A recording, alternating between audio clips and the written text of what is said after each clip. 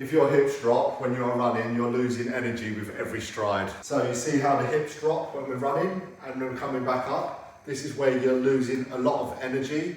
Your joints are getting a lot more stress through them, your muscles are working overtime, and you're running the risk of injury as well. So here's 4 exercises that help fix that. First exercise I would do to rectify this would be the hip hikes. I like this exercise. It's a nice one to keep the hips nice and level when we're running, and also add that strength to keeping that height in the hips to propel ourselves forward as well.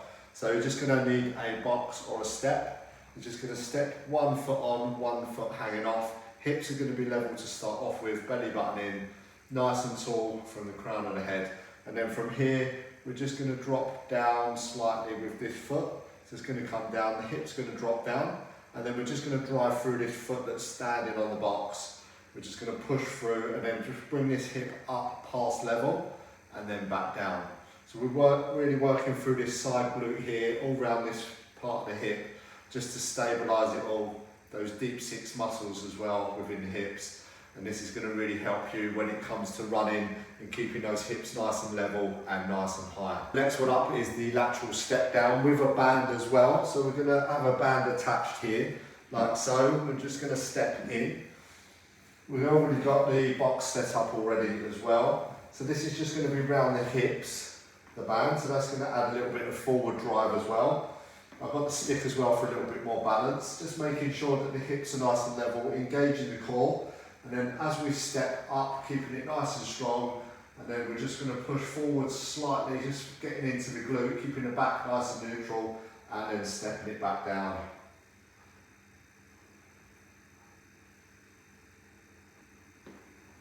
Good, and obviously do the other side as well. So this one's a nice one to control through the hips, and also to get that nice little drive through the hips as we're running as well.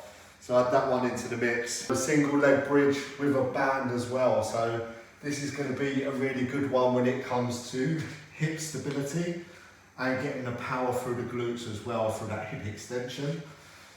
So again, you're going to need a band. It's going to be roughly just above the knee.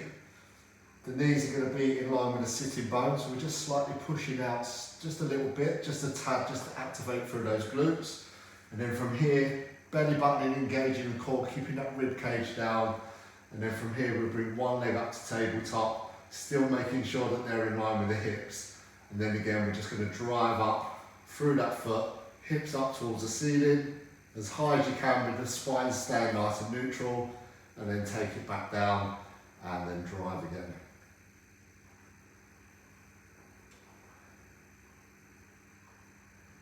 And again, you really feel that nice activation through the glute, and this is really going to come into its own when you start to run, to keep those hips high and really power through those glutes and get that speed to propel yourself forward. So the next one up, we've got the single leg calf raiser. So this one's going to be slightly different from the norm. So we're still going to do it off a box or a step, but we're just going to have the 1 foot hanging off so we can start to work through the hips again as well. So keeping those nice and level.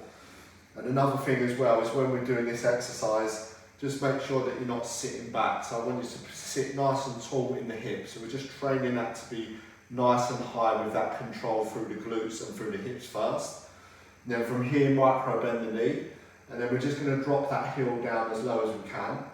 And then we're just going to push through the ball of the foot. And then we're just going to come up and just slightly forward, keeping the hips nice and high still, nice and level, nice and stable. And pushing through that foot. So we're starting to integrate through the hips, through the leg, and actually through the ankle as well as we're doing this. So we're getting that whole body mechanics starting to work as one unit, and this is going to help with the foundation stuff that we've done before, just to integrate these movements. So fix the hip drop, and then you start running stronger, start getting faster times, and you reduce the risk of injury as well. So if you want more tips like this, just follow along.